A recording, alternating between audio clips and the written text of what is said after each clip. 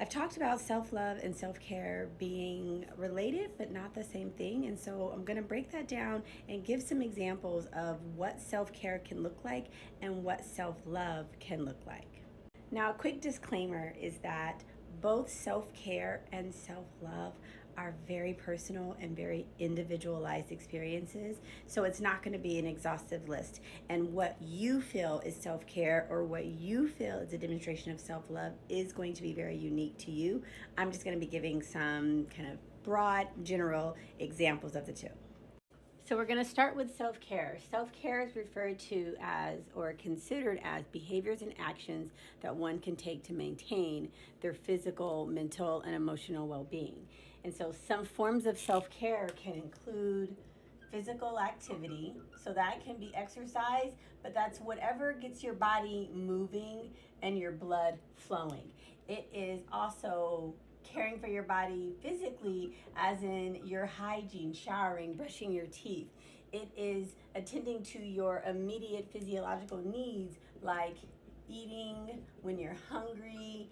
It is resting when you're tired or need rest. Now, that rest can be physical rest, like going to sleep, but it could also be emotional rest, social rest, physical rest, spiritual rest. It's resting. So there's 7 types of rest. That's a whole different video. But resting, it is also managing stressors. That could be a form of self-care. Something that also can be self-care is how you care for your physical space. And so that might be decluttering your space or creating a space that allows you to feel relaxed in that space. Another thing that is self-care is health care. So preventative health, going to the doctor, not just when you're sick, getting your checkups, going to the dentist, taking care of your body before your body is hurting or broken or giving you problems.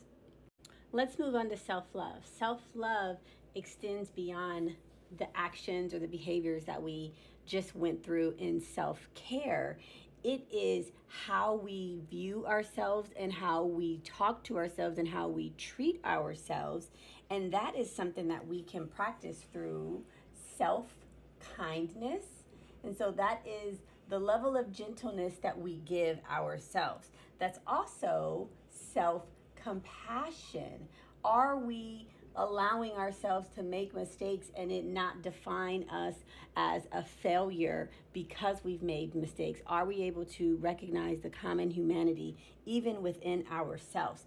It is self-acceptance. It's understanding and getting to know who you are and accepting who you are, even the parts of yourself that are, we'll say, rough around the edges.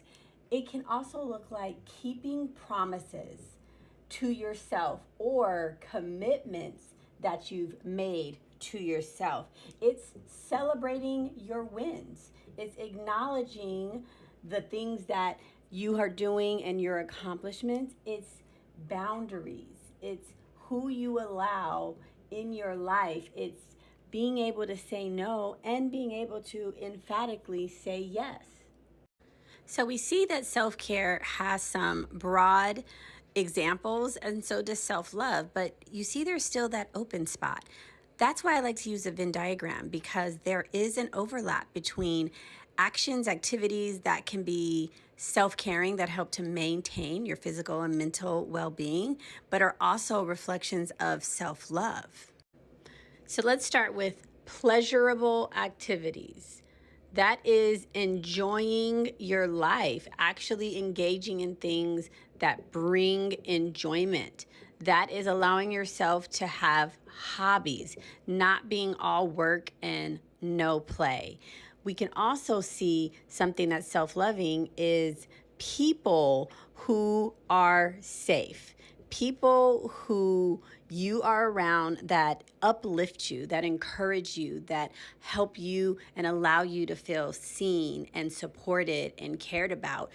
Surrounding yourself with those type of people allows you to be in a healthy mindset and to feel good about yourself, and is very self-loving. When we are around people who are unhealthy for us and are unsupportive, that can be self-neglecting. And if you've ever struggled with people pleasing, you might have found yourself in situations where you're around people who don't feel safe, don't feel supportive, but you feel like you have to be around them out of obligation or to keep the peace.